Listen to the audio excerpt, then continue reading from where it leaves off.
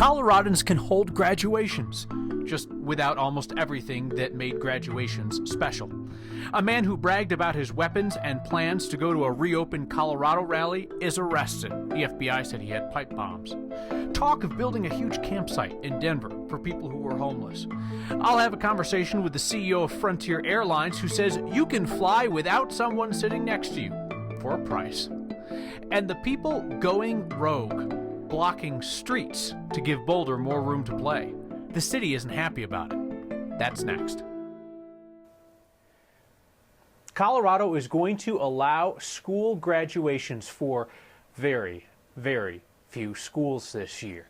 Even those that can have a graduation won't be able to have all those things that have long made school graduations special. The handshakes, the diplomas, the hugs, the seeing grandma and grandpa out in the crowd. All prohibited by new rules highlighted by the state today. And the state made clear that the prohibition on gatherings of more than 10 people due to the COVID-19 pandemic still stands. So that means that only Colorado's smallest schools could even get their graduates together on a socially distant stage. I actually had to look up how many of Colorado's school districts had graduating classes of 15 or fewer kids last year. 43 out of 185. There are a few dozen really small school districts. The guidelines that were highlighted today make clear that graduations as we knew them are out for 2020. No more than 10 people, 6-foot distancing, temperature screening for everyone who's there. No one who is sick or at risk can attend. No handshakes or hugs. Everybody in a mask has to be outdoors. No handing out diplomas. This today is a clear signal to schools. Plan something online or drive-through at the very least. Colorado unveiled a new map today to help people find testing locations scattered around the state. Right now, it only has 20 locations, all of them outside the metro area. The state says that this map is going to be filled in over time. Governor Jared Polis's press briefing today had the fewest new details of any such briefing since all this began. It's not really his fault. He's committed to doing a few of these a week, and there just isn't a whole lot new to talk about right now because things are slowing down. But here's what caught my ear. I want to point out that our rural hospitals were exempt from our temporary cessation of non-emergency surgeries during the month of April. Now, as of April 27th, which we're a week past that, all of the hospitals are now able to do non-emergency and elective surgeries. So that didn't quite square with what we heard from rural hospitals here on Next, where they told us that they were begging to be able to resume elective surgeries with the income that comes with that. Today, the State Hospital Association clarified for us that what the governor said is correct, and that despite the exemption for rural hospitals, a lot of them decided to cancel that elective work, either to preserve personal protective equipment or just because patients were too scared to come into the hospital. Let's take a look at the current hospitalization numbers statewide. 689 Coloradans are still in the hospital fighting COVID-19. After a plateau to start the month of April, we are seeing a day-to-day decline in that number. That's very encouraging. We know that 43 patients also have been discharged over the last 24 hours. Here's a look at how Colorado's daily testing has fluctuated in number. The daily test rate dropped a bit as we entered May. It's opposite of what the state's trying to do. The eventual goal is for testing to literally be off the chart, this chart. 8,500 a day is the goal. The FBI moved in and arrested a guy in Loveland that they said had pipe bombs. 9 wants to know this man has learned that this man was online bragging about his weapons and talking about his plans to go to a reopened Colorado rally in Denver. The FBI moved in on Friday and arrested 53-year-old Bradley Bunn. Court documents indicate that he had told agents that he planned to set off the bombs there at his property if they tried to come into the house. He's facing federal charges. 9 wants to know that Bunn had posted on a Facebook group last week showing off those weapons and saying that he and his friends were planning to come to a reopened rally in Denver. The FBI was tipped off about the pipe bombs, and that's when they moved in. We do not yet have hard statistics on how the pandemic is impacting Coloradans who are homeless, but you don't need to be a genius to figure out that a stalled economy is not going to make that situation any better. Tonight, our Ryan Hare takes a look at some of the existing services that are no longer available and looks at the idea of creating one huge campsite in the city. the number of people who are in need of housing and services continues to grow the more that they remain unemployed. That's Dr. Kathleen Van Voorhees with Interfaith Alliance. She's working to stay connected with people who are homeless through these times. She says she's talked to more than a dozen people who have just started camping because they're now out of work. A portion of them used to basically rent a motel room, and they could no longer pay that wage, so they ended up on the street. Interfaith Alliance is working with a number of other groups to find the right empty lot to let 50 to 100 people camp out. Unlike the campsites you see around town now, they'd get food and bathrooms in place of closed churches and shelters. They'd also get screened for COVID symptoms. Bringing them together into one area allows us not only to protect them during this public health crisis, but allows us to provide outreach. Van Voorhees wants support from the city of Denver. It's likely not coming. No interviews granted from the city today, just this on the topic, quote, "Our focus right now is on indoor solutions." The city says its temporary shelters at National Western and the Denver Coliseum offer more than 1,000 beds, and as of last night, 332 of them were still available. The reason behind shelter vacancies hasn't been changed by the pandemic. Couples cannot go in. Individuals with pets, individuals also don't necessarily want to leave their belongings. If they have to, Dr. Van Voorhees says they'll move forward with private partners, likely on private land, operating until things stabilize. Right now, really, it's more of a life or death decision. For Next, I'm Ryan Harrer. Dr. Van Voorhees did not provide the specific locations that the Interfaith Alliance is considering for the campsite. She did say that she wants to see it up and running by the end of May or beginning of June. Frontier Airlines is trying to convince people that it is safe to fly again. Frontier is allowing you to upgrade to a seat that does not have someone sitting next to you, thinking that if people are not within spitting distance of each other, well, then they may feel more comfortable on an airplane. I talked with Frontier's CEO, Biffle, today. How do you convince people that it's safe to fly again? You know, we've been asking that question for several weeks now. And, you know, over a month ago, we started a new fogging procedure to clean the aircraft.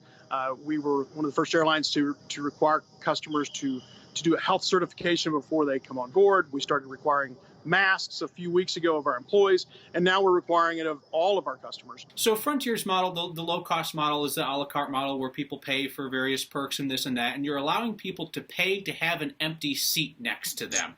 Are you asking people to pay for safety? No, so we actually believe, as I said a moment ago, that you're safe on Frontier as long as you're wearing a mask and everyone else is, plus all the cleaning procedures and everything else we've done. But we do recognize that we've had a lot of people ask us to guarantee if we could have a seat open next to them. And even prior to this, we were looking at adding this option just for people who wanted more space. So no, you're not paying for safety. We believe you're safe on Frontier. But if you'd like a little bit more peace of mind and a little more space, we're going to offer that option. When you guys are flying planes that are often partially empty anyway, is this not something that your crews are already doing, moving people about to get them more space? We are, and a lot of airlines are doing that, but what they're not doing is guaranteeing it. Biffle told me today that Frontier is getting $700 million in federal bailout funds. $530 million of that will have to be repaid to taxpayers. We discussed that issue, as well as whether letting a couple of airlines go bankrupt would be the worst idea. You can see that conversation in our full unedited discussion on the Next YouTube channel. Some number of Coloradans went back to work today. We don't know how many went back to how many different workplaces at this point, considering that different counties are under different reopening orders, and we don't know how many workplaces decided to bring back the up to 50% of the workforce that's allowed. I'm curious, though, if you went back, how'd it go? Go all right today? I would really like to hear. I'm very interested in the specifics of this because we can learn from what is working or not working at your workplace. And I hope that you work someplace where you feel like you can speak up if you have a suggestion on how to make things safer for you and your colleagues and the public that comes into your workplace. We'll say again for the 5,000th time, this is weird, okay? This is new and it is different. Very few people have expertise in how to retrofit a workspace to make it more safe in a pandemic. Chances are those experts don't work at your office. You know where you work. You know what would be safe, what isn't. So speak up if you're able at work. And no matter what your boss says, you can always talk to us about it so that all of Colorado can learn from your lessons. People are packing parks, wearing down the trails, just as counties don't have the tax revenue to fix them. The next senator from Colorado will be a man. That was decided today, long before primary day or the general election. And the most Boulder thing we saw today, people deciding to take over streets and hand them to pedestrians. Next.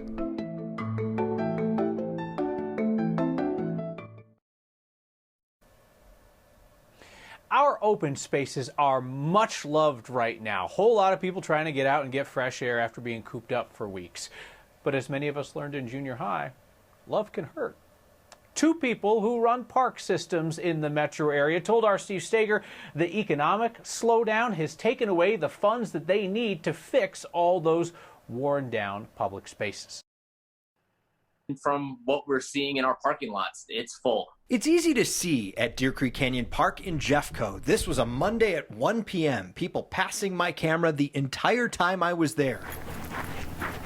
Traffic in the parking lots means traffic on the trails and off of them. It's not allowing that grass and those shrubs to grow, which ultimately will help stabilize the trail. Matt Robbins with Jeffco Open Space says with damp conditions and tons of feet stomping on them, trails are getting a beating, and social distancing is partially to blame. You want to step aside or step out of their way or try not to be within feet of them. You're actually taking a trail that is 3 or 4 feet wide and making it 6 or 8 feet wide. Same problem over in Boulder, where the city's mountain park spokesman says parks like Chautauqua have seen nonstop people too. And that has an impact on neighboring vegetation. Damage because of the pandemic. The same pandemic that is robbing Jeffco and Boulder open space budgets of the sales tax revenue. They need to fix it. With so many businesses closed, we know that the sales revenue is down, and in turn, so is the sales tax. We have been building conservative budgets and building up contingency reserves. Even with that savings, Boulder Park spokesman Philip Yates said his department is already preparing to cut $4 to $5 million from its budget this year. Jeffco isn't sure how much they'll be down. Because of the nature of how the process works, we won't see those numbers from the month of April until the end of summer. Both agencies say instead of focusing on how they will pay to fix the damage, they would rather focus on getting you to stay on the trail. We're all in it together. These are our shared lands. They're so important to us. Continuing on that theme of do not be a jerk, Kyle, I heard from both of them today that a lot of people, to avoid other people, are going on closed trails that are closed for a reason, for wildlife conservation. So they ask you don't do that. So this could be a dumb idea, but I'm a dumb guy. Could they just put out a donation bucket and maybe make a couple $1,000s? So I asked them that question today. Boulder said it's certainly a possibility. They just want to focus on educating people first. Jeffco said likely no, because they went to the voters back in the 70s, got that sales tax, and they need to live within their means, they say. We made that decision in 1970. All right, thank you, Steve Steger. Longshot candidate who was put on the Democratic Senate primary ballot by a judge is now back off because of other judges. Michelle Frigno-Warren did not have the petition signatures necessary. She blamed the pandemic. A judge initially agreed, but she lost today at the state Supreme Court level. The court ruled that she does not have the power to rewrite the Colorado election code, so off goes Frigno-Warren from the ballot. Even the Democratic Secretary of State told us that she was worried about judges tinkering with the code and how that could make signature gathering obsolete. This does not bode well for another Democratic Senate primary candidate, Lorena Garcia. She was trying to get on the ballot with basically the same logic. So it is shaping up to be a two-man Democratic Senate primary. The presumptive frontrunner, former Governor John Hickenlooper, and the likely only progressive left on the ballot, former House Speaker Andrew Romanoff. Republican Senator Cory Gardner is going to host a town hall, kind of. He's been criticized by Democrats for years for dodging town halls where he could face angry questions from constituents. His virtual town hall on Wednesday is going to be on a conservative talk radio station, 710 KNUS. Participants must first sign up for the radio station's fan club and promotions in order to participate. We asked Senator Gardner's team today whether he has any other virtual town halls planned. Gardner's office did not respond. The pandemic is breaking down barriers and putting up others. Well, some mystery group is putting up barriers in Boulder and getting in a climb without heading for the hills. That's next.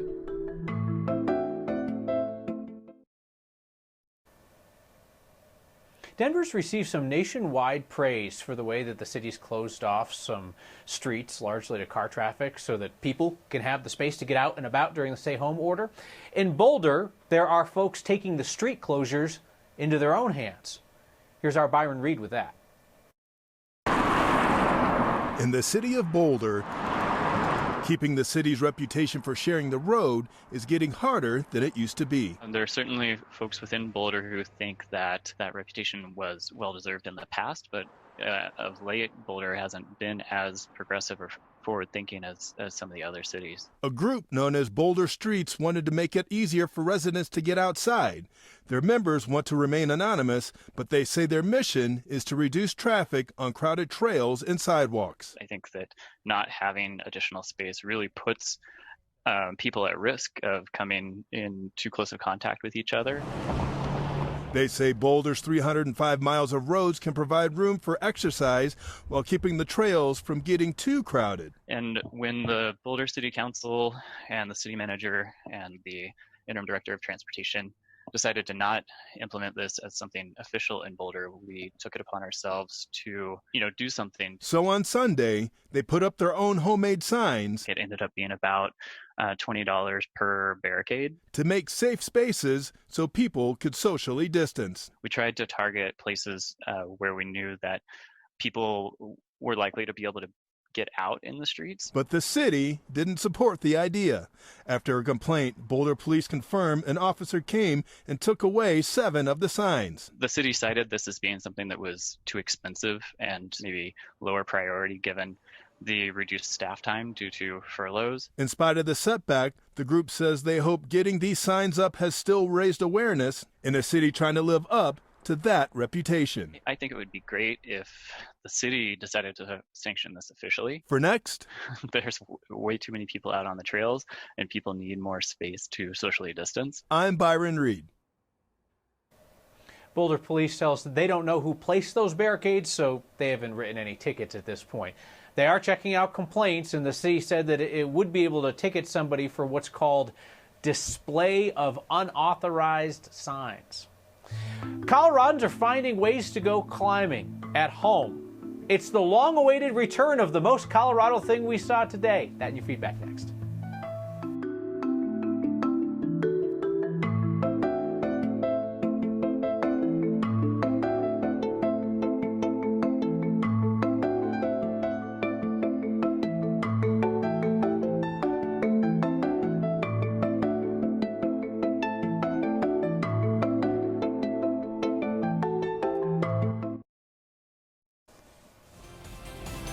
The most Colorado thing we saw today is a couple that's decided to go climbing close to home. Pata built a climbing wall for his wife Isabel in their garage in Lafayette. Both of them are self-described hardcore climbers. The real reason that they built the wall is because Isabel wanted to stay in climbing shape. She runs a dance company called Ascend Dance, where they actually dance on the climbing walls. That sounds difficult. If that's a bit too advanced, I love the neighbor in North Park Hill who put an obstacle course in their front yard with a handwritten sign inviting people to enjoy it. Carol writes in tonight, are you sunburned or are you doing your own makeup? Carol, yes and yes. G. Culpepper says, is Mayor Hancock going to enforce the mask ordinance for the homeless? I think what you think is your ideology, sir, is actually just you being cruel to people. And Pat says, struggled lately knowing who to listen to for news. Not saying you're perfect, but when you show you care, the news isn't so scary. Thank you, Pat. See you next time.